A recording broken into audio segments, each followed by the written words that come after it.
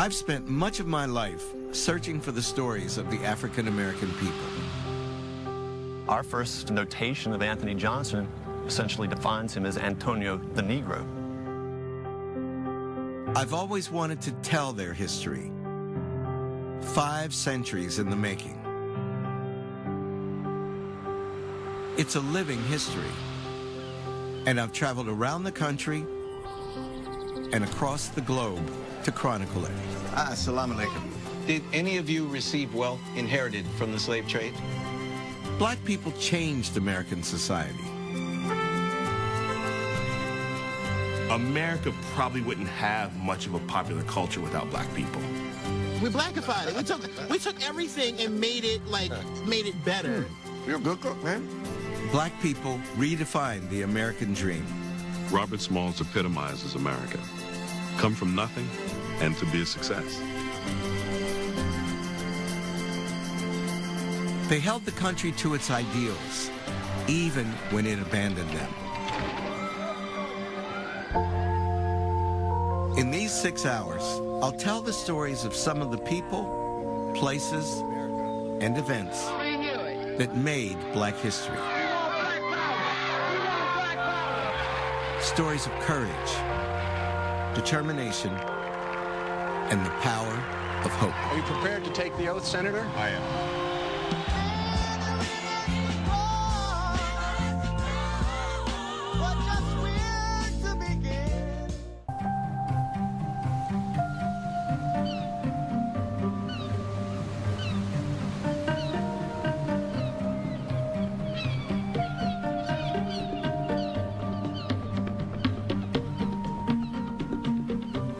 The African American story begins here on the Atlantic Ocean.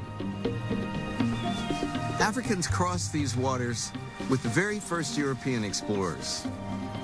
And their stories show that right from the start, the black people who came to this land nurtured aspirations and dreams. Dreams that would never disappear, even in the long night of slavery. Dreams that would help them endure and overcome.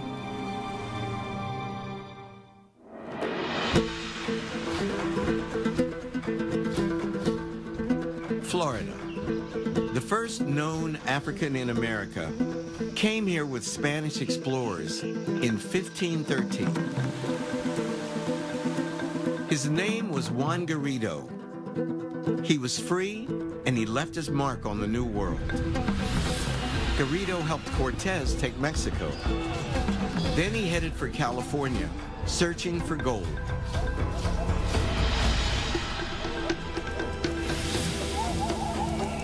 "20 years later, a black man struggled to cross this Texas desert. He was called Esteban the Moor. He was one of just 4 survivors of a Spanish expedition that went horribly wrong.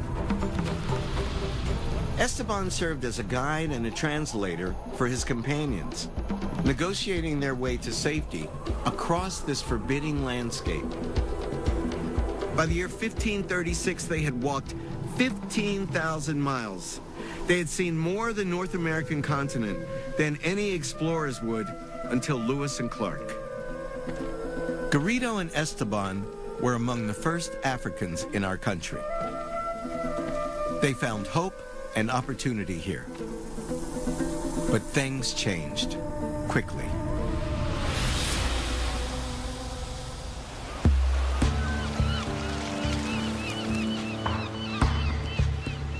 Jamestown, Virginia, the first British colony in what became the United States. In 1619, this was the ultimate frontier town. Crude fortifications bordering a muddy, malarial swamp. Then one morning in August, a ship appeared. It was carrying African slaves, part of a small group that had just landed at Port Comfort, a few miles from here. That's how slavery began in the English colonies. Plantations, as we imagine them, didn't exist yet. This was just a fragile outpost in the wilderness. Lives in colonial Virginia were very precarious. They were really stuck at the edge of survival. Whoever was trying to... I've come here, just a few miles from Jamestown, to look for traces of a man named Anthony Johnson. A man whose life shows how slavery evolved in Virginia. Our first notation of Anthony Johnson is from the early Virginia muster roll, which essentially defines him as Antonio the Negro. So his blackness was part of his name, his title. Exactly. Despite his skin color, Johnson found opportunities in Jamestown. He worked side by side with his owner and forged a bond based on necessity. In order for the master to survive, he needed Anthony Johnson to make a farm in this kind of environment. It was all about manual labor. So Anthony Johnson earned his way to his own freedom. And his master actually provided him with sort of a startup, if you will. We even gave him a little cash, some land. Some land, it seems, yes. Anthony Johnson soon began to prosper. He owned a 250-acre tobacco farm. He had white indentured servants. And he even had an African slave of his own. But as Johnson prospered, so did Virginia. Within decades, Jamestown had become the center of a booming tobacco economy that was desperate for labor. And this transformed slavery from a loose, informal arrangement into a rigid racial system. A system in which a life like Anthony Johnson's would be inconceivable. Johnson's blackness, his Africanness, these things define him, mark him as an outsider. The stigma of blackness. The stigma of blackness. And the fact that the status was tied to that observable trait was one which is very difficult to surmount. After Johnson died, a court ruled that he was, quote, a Negro, and by consequence, an alien.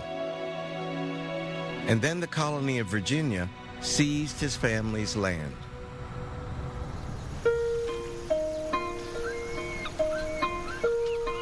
Johnson's story marked a new era in the British colonies. From this point on, slavery would be solely based on race. And the acquisition of slaves would be central to the acquisition of wealth. In effect, the British were simply trying to do what many Europeans had already done. By the time Anthony Johnson arrived in Jamestown in the early 1620s, more than 500,000 enslaved Africans had already been spread across the New World, into Brazil, Mexico, and the Caribbean. The free labor of these slaves was making fortunes for the Portuguese and the Spanish. Now, the British wanted to get in on the action. Most of the largest cities of the Americas were dominated by Africans. There were more Africans in those cities than there were Europeans. Here I'm talking about places like Mexico City, Lima, Panama City, Havana. So when Jamestown is founded, all of those colonists understood a world in which Africans were the primary labor force for producing wealth for Europe. I think it's important to understand the British are not innovating when they settle Jamestown. They're trying to catch up. American historians sometimes treat the emergence of slavery as a mystery, right? All of a sudden people go, how did all these Africans get here? The real mystery would have been if slavery had not developed in Virginia. A brutal equation ruled the New World. Black equaled slave. And to fulfill their hunger for slaves, the British turned to the place that many other Europeans had turned already, Africa.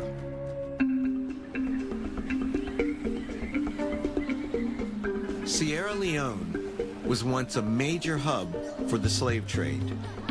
More than 300,000 people were taken from here and shipped to the New World in bondage. But the first slave traders in this place weren't Europeans. They were other black Africans.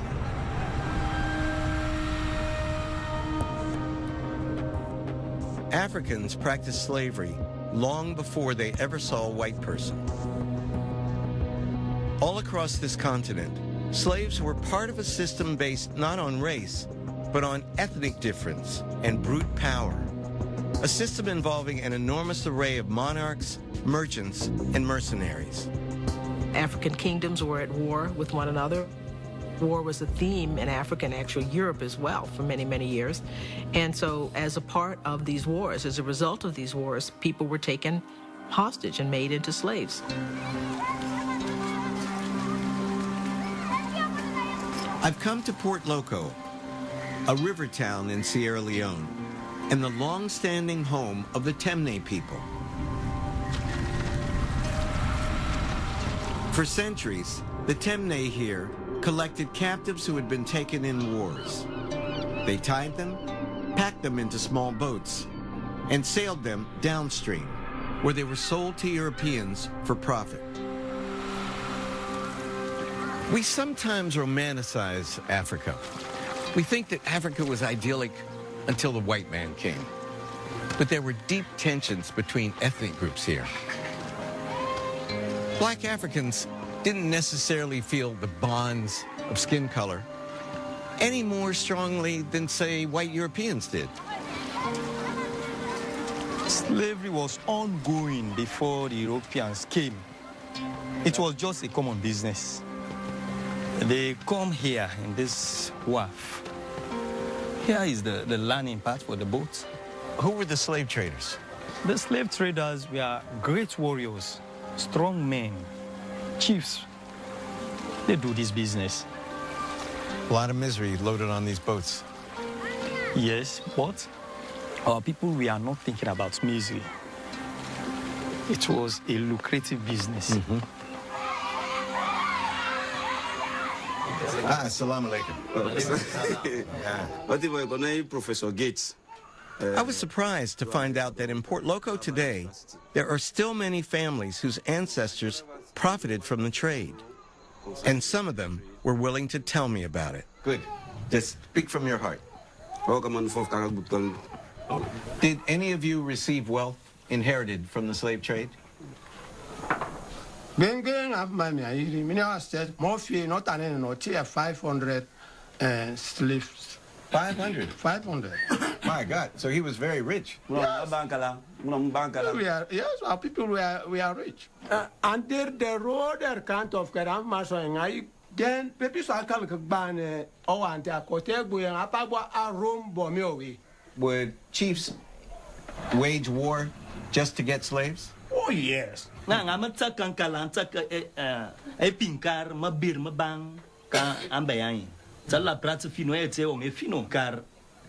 America, we think black men were selling black people to the white man.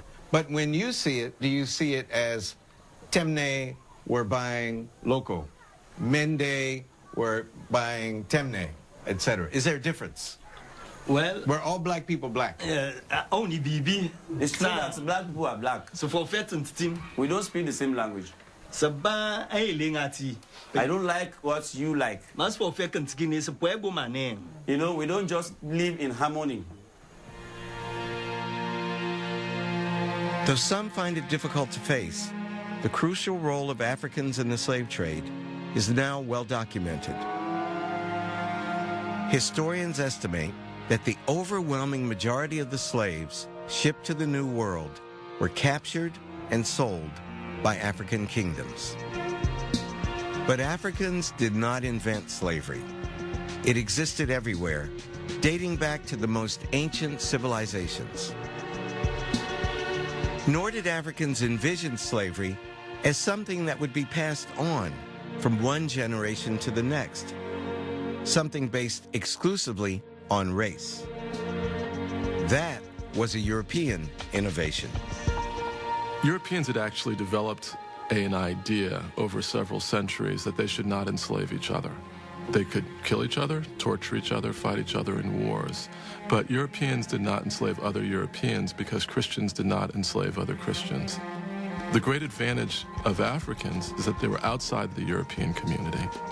And so it was possible to use race as a way of providing a marker of who's enslavable and who's not. Sailing in ships of radical new design, armed with new weapons and new technologies, Europeans transformed slavery into a business far larger and far crueler than anything the Africans had ever done. Of course, it didn't happen overnight. The dehumanization of an entire race was a process requiring many steps. One occurred here. This beautiful island, shrouded in fog, is home to what was once a fortress built by the British in the 1670s. Out there is the mouth of the Potloko Creek. African middlemen used to bring their slaves and goods down the Potloko Creek, through the mouth of the Potloko Creek out there, all the way to this beach here. So they came right through that gap, Yes, right sir. there. Yes. They would bring them here, then march them straight up there and sell Up them. this hill, up onto the trading area. Though its walls have long crumbled, I could still get a sense of how this place once worked. This was the main entrance into the fort. It had a double folding door with a little room patch on top. British officers lived here in a lavish two-story mansion. That's a fireplace, a fake fireplace, because there is no flue. This is the tropics. You don't need a fire in the tropics. But it was an attempt by the slave traders that lived here at elegance. A little touch of home. A little touch of home. How many men? The British enjoyed parties here, even a small golf course. Slaves, meanwhile, were herded like cattle. In here is the women's and children's slave yard. They were branded, then held in pens for shipment to the New World. So the men were over there and the women and children were right here. So they could hear each other's cries. Definitely. They could have heard each other's cries, but they could not help each other. In fact, let me show you the men's slave yard. It's right through these doors. By the time they got here, we were very terrified. And then they were examined like cattle, their eyes, teeth. And then when the slaves were taken out to be put on board the slave ships, they were branded with the letter S on their left breast to denote that they came from Sierra Leone.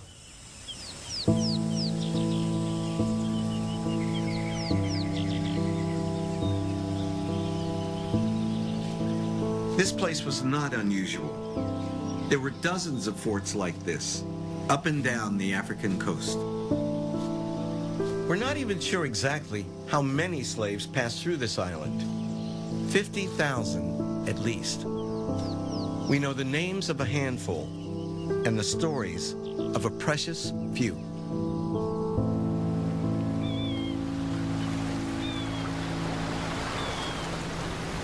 In 1756, a British ship named the Hare set sail for Charleston carrying 80 African slaves.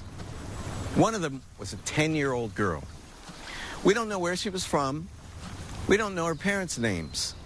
But we do know the name that her master gave her, Priscilla.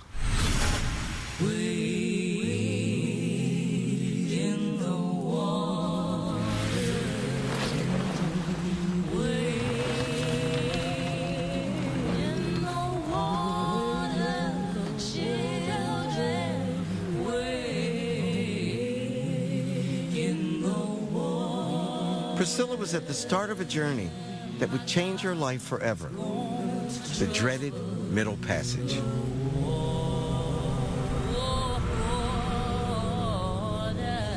The entire experience is so horrific and so just brutalizing in ways that are just unimaginable for a contemporary audience.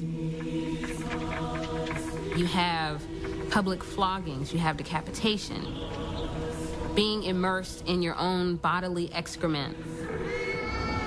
It is complete loss of control over your life in every way possible.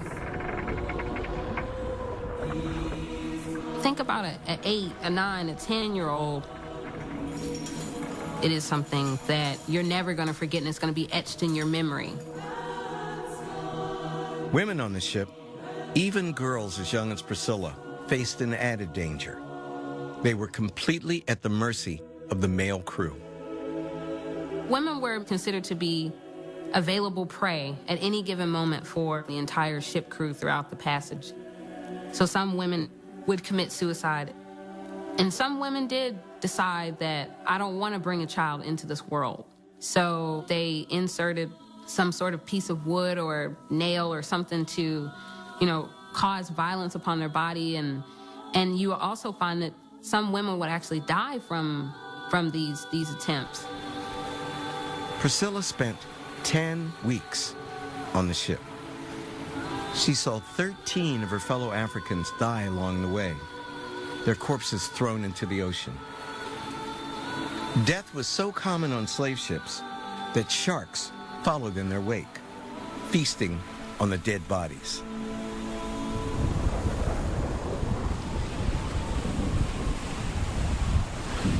As the ship drew close to shore, the slaves were rubbed with a mixture of gunpowder and oil to make them look healthier, hiding the wounds from their beatings and chains.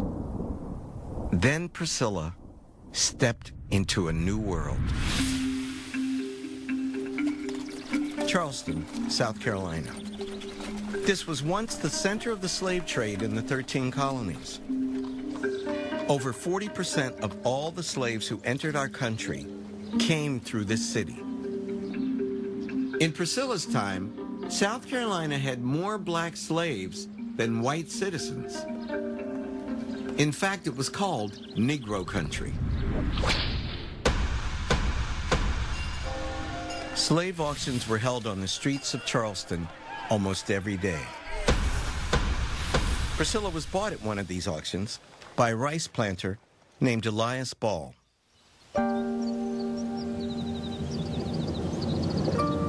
We're on the way to the Ball Plantation, which consisted of 1/2 of Cumming Tea Plantation and about 25 African-American slaves. Edward Ball is the 5th great-grandson of the man who purchased Priscilla.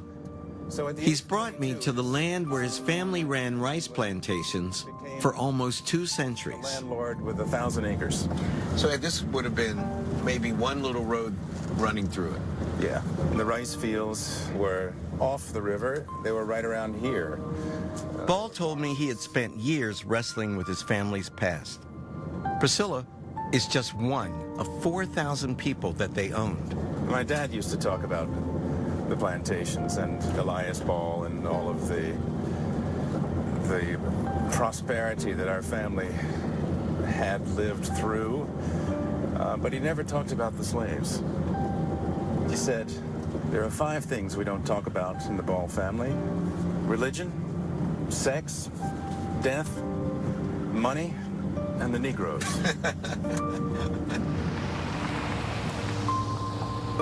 Priscilla arrived here in July 1756. She was 10. She came as an orphan. No parents, no language, no home. This was her introduction to the rest of her life. Priscilla's new life centered around this house and the white family that owned it. Though a ruin today, the Ball Plantation was once thriving, thanks to the labor of its slaves. His second Elias, who bought Priscilla, brought 6 children, none of them older than 10. He liked buying children. In fact, he wrote a little memoir in which he said, "Do 2 things with your money: buy land and buy young slaves." Why? Better long-term investment. The white folks lived here. The black folks lived about a quarter of a mile away. The rice fields were about half a mile down that road, and that's where all the work of producing the money took place. Rice. That's why Priscilla was here. Rice fields like these were making a fortune for slave owners. Don't let their beauty fool you. These places were death traps. The swamp ground was covered with snakes. The tropical air was filled with malarial mosquitoes. A third of South Carolina's slaves died within a year of their arrival, and nearly 2/3 of all children were dead before they turned 16. But Priscilla beat the odds. She and her family survived.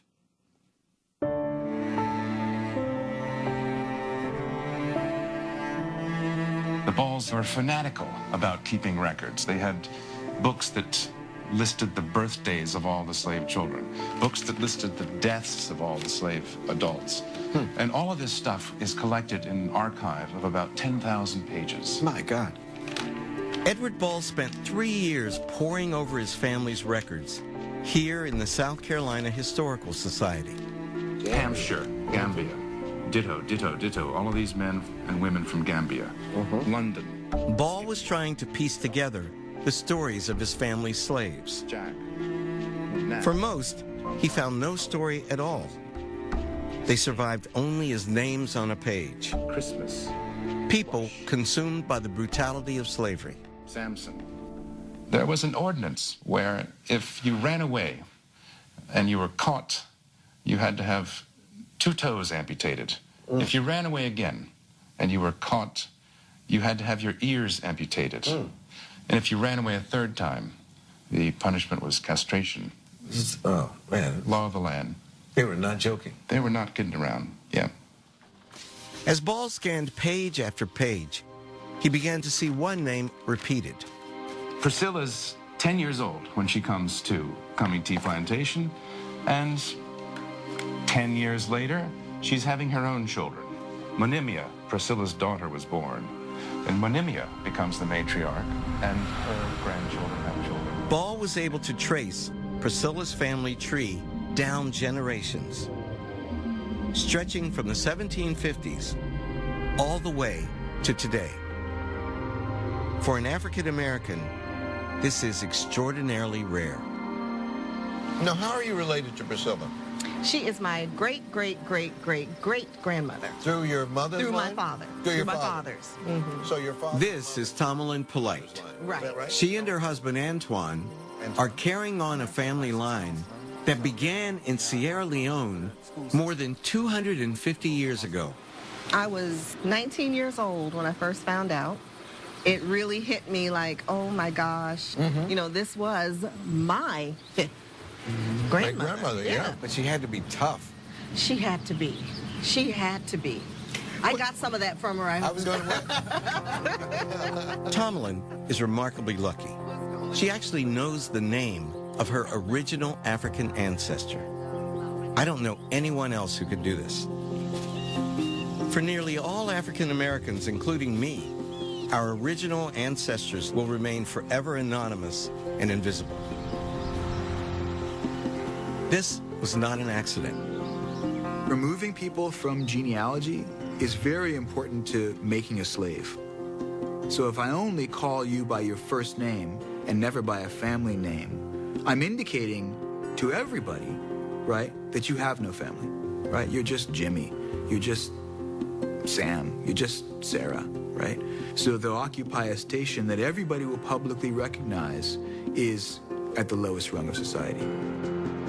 Masters worked methodically to erase the identities of their slaves so that they would be more productive. And these tactics were quite effective. Slaves built this country.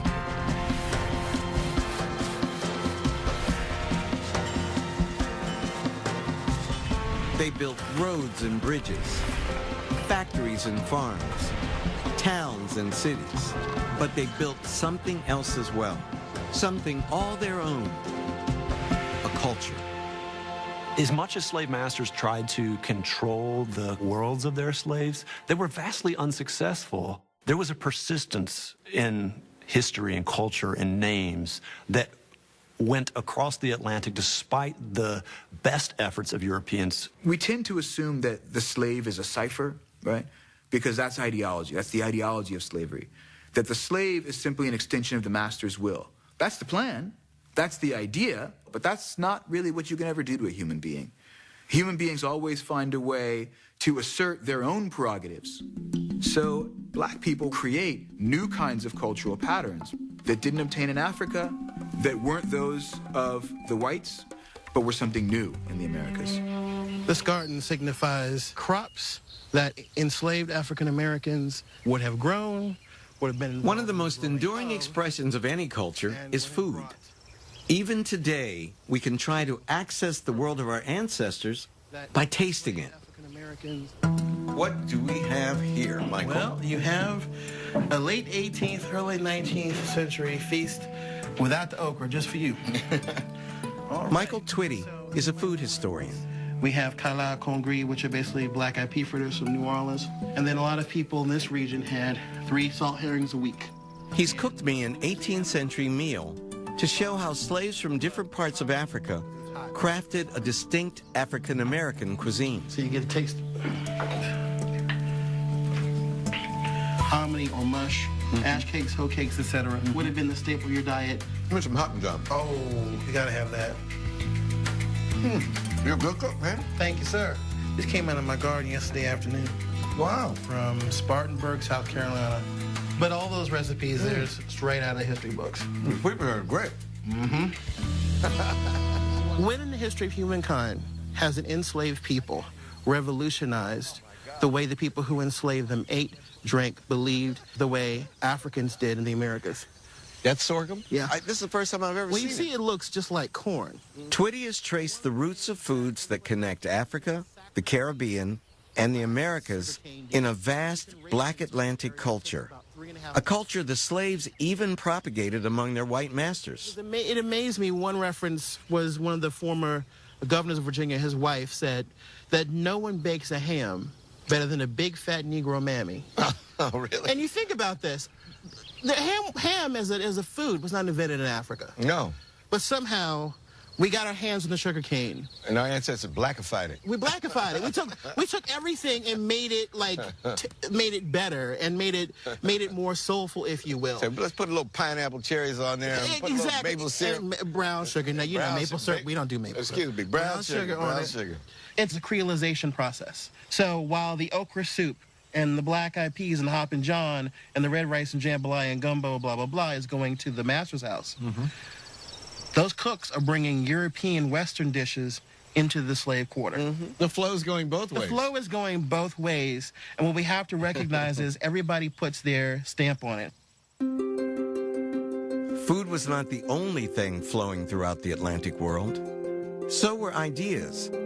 Ideas about music, dance, religion, but especially ideas about freedom, even if the masters wished otherwise. Black people knew they were people. Whether whites thought it or not, they knew they were people. And so if you hear words about liberty and freedom, things that they wanted, of course they would think it would apply to them. St. Augustine, Florida. This is the oldest city in the United States. Built by the Spanish in the 1560s and held by Spain almost continuously until 1821. This beautiful place has special meaning for African Americans because as slavery's grip tightened in the British colonies, Spain declared that runaway slaves could come here and be free. Why? Politics. Colonial Spain was locked in a ferocious rivalry with colonial England. So they welcomed any fugitive slaves who would convert to Catholicism, swear loyalty to the Spanish crown, and serve in the colonial militia. Suddenly, slaves in the British colonies simply had to make it across the St. Mary's River into Spanish Florida, and they would be free. They knew the geopolitics of the region, that the English and the Spaniards were enemies. Enemy of my enemy is my friend, sort of thing.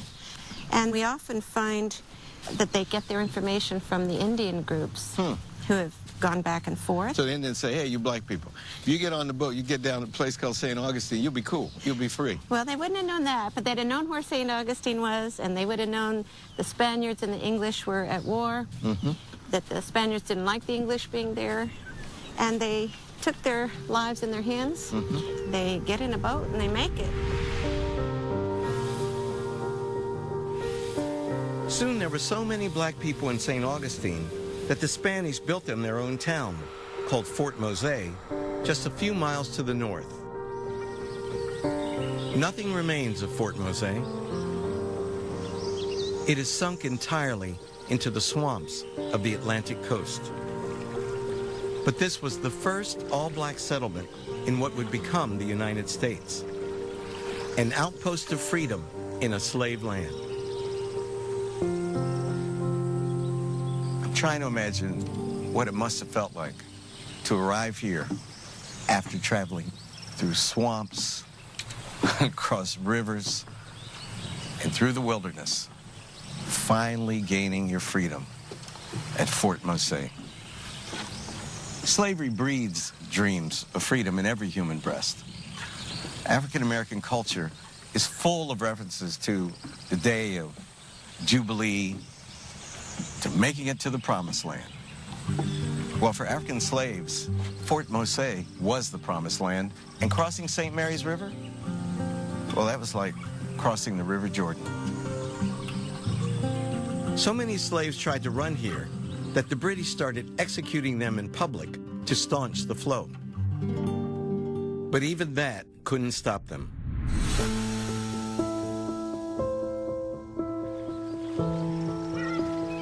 "300 miles north of Fort Mose, just outside of Charleston, runs the Stono River.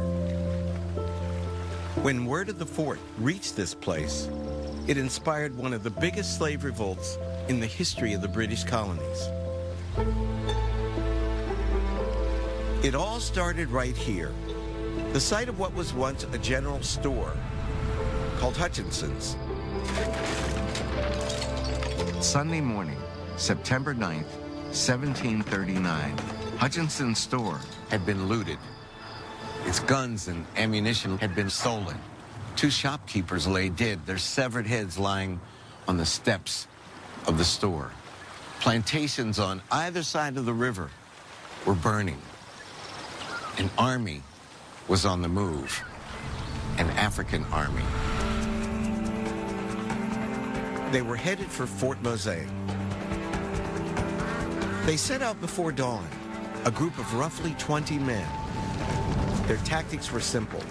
They surrounded plantations, then burned them to the ground. The ringleaders came from the Kingdom of Congo, a powerful African state. Some had military training, and they had a plan. The slaves marched over to Pon Road, which was a road that, if you took it south, it would take you down into Georgia, down into Savannah, and ultimately all the way down to Florida. They were beating drums. Now, the beating of the drums is terribly important because that shows us that they were attempting to draw other Africans into their midst. By afternoon, the rebel army had grown to nearly 100, and they kept moving south along what today is this highway, which still leads from South Carolina to Florida. But they didn't make it. Just 20 miles outside of Charleston, an armed militia caught up with them in a clearing in these woods. The survivors faced a gruesome fate.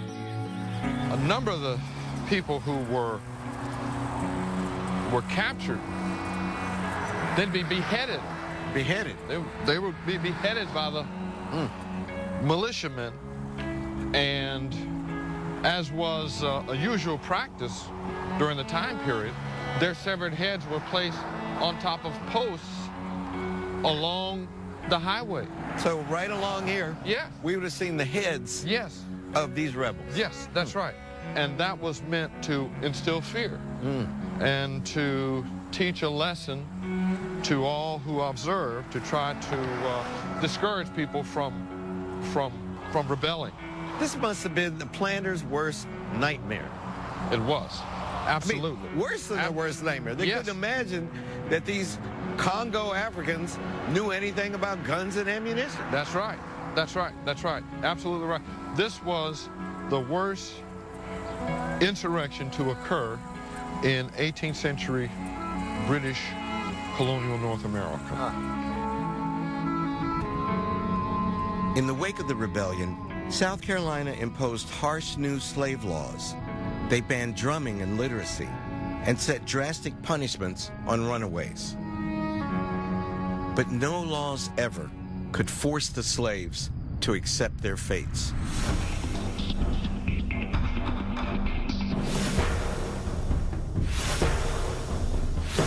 Slaves plotted revolts all over the Atlantic world.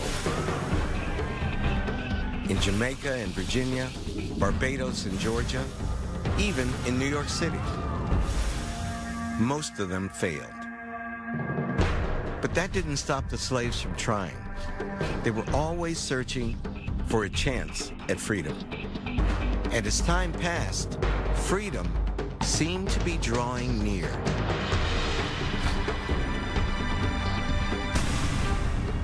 The American Revolution brought immense hope to the slaves. They heard the patriots talk of liberty and equality, and it ignited their own dreams. But for the most part, those dreams were ignored. Even the greatest champion of freedom was hesitant to extend it to black people. This is Mount Vernon, George Washington's estate. For so many of us, an icon of American independence. But for more than 100 African Americans, this was a plantation, where from sunup to sundown, they toiled as slaves.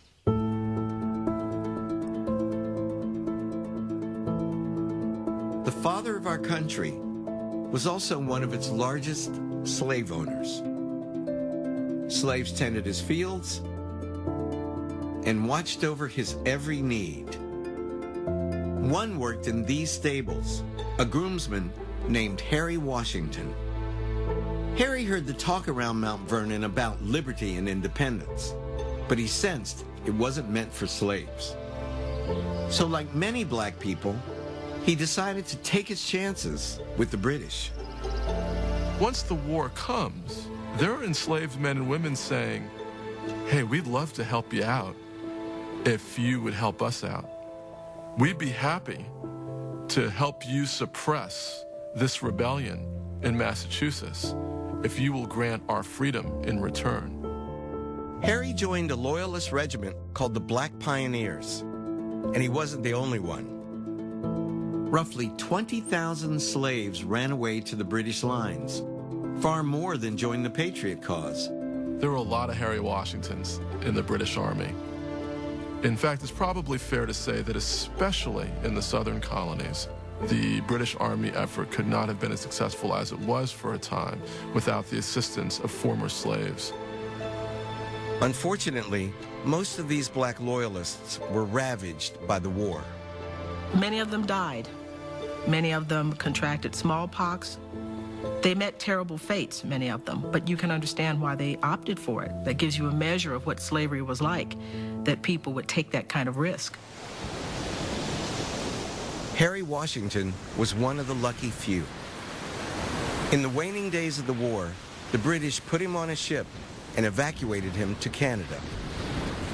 The British definitely wanted to use the blacks to help them in their struggle against the colonists, but they did not want to, had no intention of actually making them, equal to them and bringing them and making them part of British society. So drop them off there and let them make their way.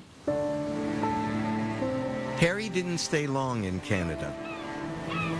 He and his fellow black loyalists were barred from voting and exploited by local whites.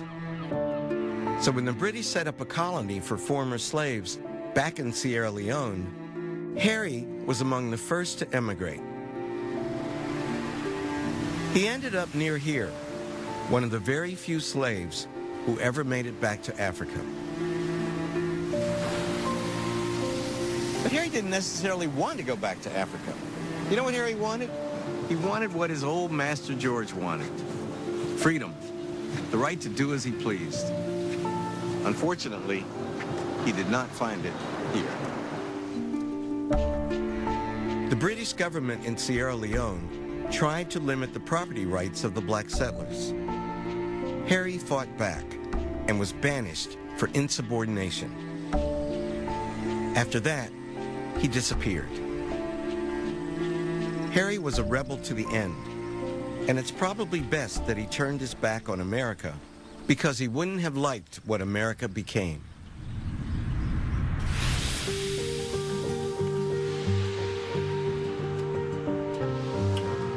The Founding Fathers built a country committed to slavery. The site of Washington, D.C. was chosen as our capital in order to appease Southern slave owners. And why not? They held an enormous amount of power. None of it exists without slavery. There are no settlements. There is no 13 colonies without slavery. There is no United States without slavery. There's no independence movement without slavery. The whole thing is built upon slavery. That's why they didn't abolish it. Slavery was a part of American society from the very beginning. When the Declaration of Independence was signed, slavery was legal in each of the 13 colonies. And take this building here, our magnificent Capitol. Slaves quarried and cut its oldest stones. Its innermost bricks were laid by slaves. You see the statue of the Native American on top? The symbol of freedom? One of the people who cast it was a slave. But even if the ideals of the American Revolution were perverted by slavery, the ideals themselves endured. They lingered in the hearts of black people, and they spread throughout the Atlantic world.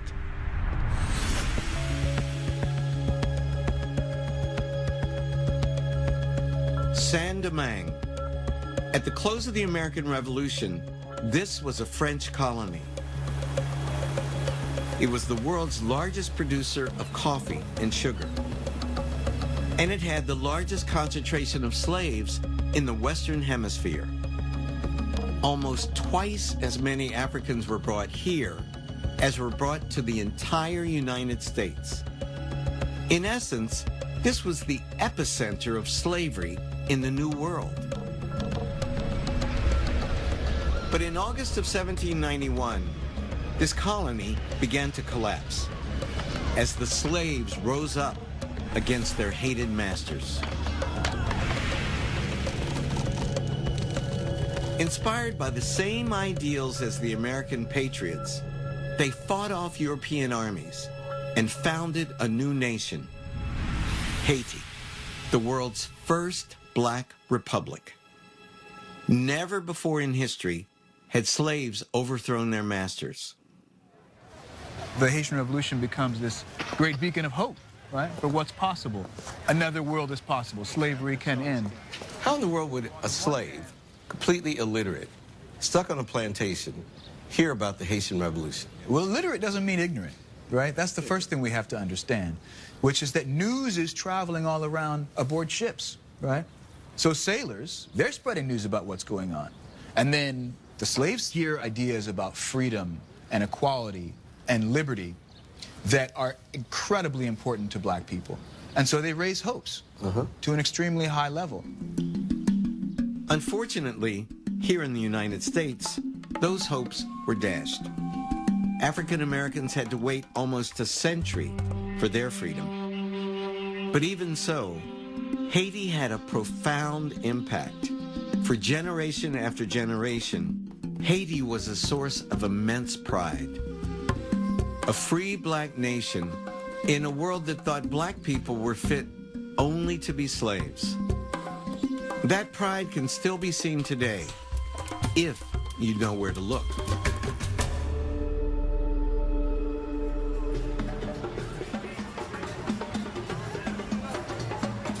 These men are part of a celebration that stretches back almost 2 centuries.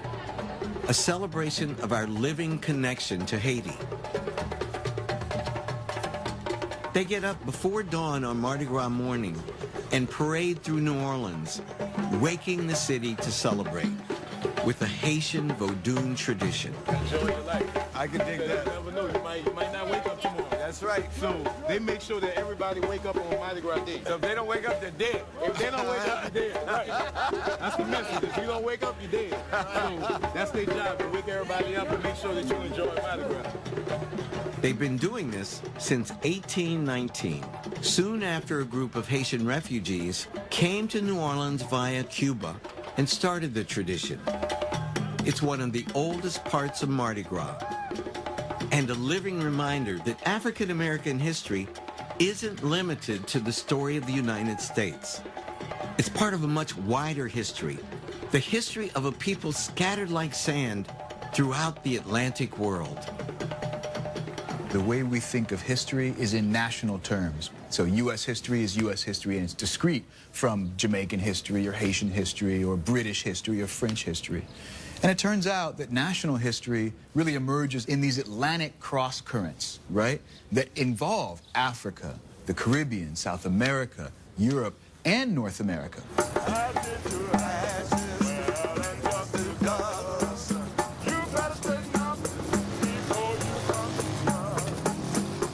African American culture was born in the mixing of people and ideas from all over the Atlantic world. Mixing made us strong. It gave us hope. It sustained us.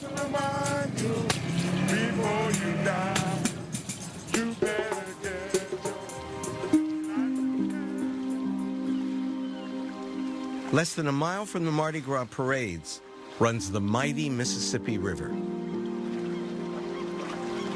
In the decades after the Haitian Revolution, this river became the site and symbol of a new phase in American slavery, the violent rise of the Deep South. But the memory of Haiti was never forgotten. It was mixed into the fabric of African American culture.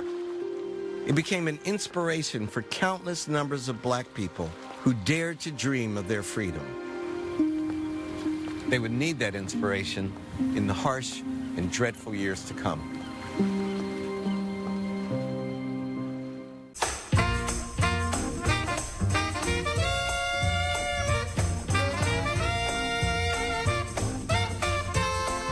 Next time on The African Americans, the struggle for freedom continues. The Underground Railroad makes me want to claim slaves as my ancestors. Here's the cupboard that Sam hid in. My God, it's just so tiny. The African Americans, Many Rivers to Cross. The African American story continues online at pbs.org/manyrivers with streaming video and more. The African Americans, Many Rivers to Cross is available on DVD for $34.99. The companion book is also available for $34.95 plus shipping. To order, call 1-800-336-1910.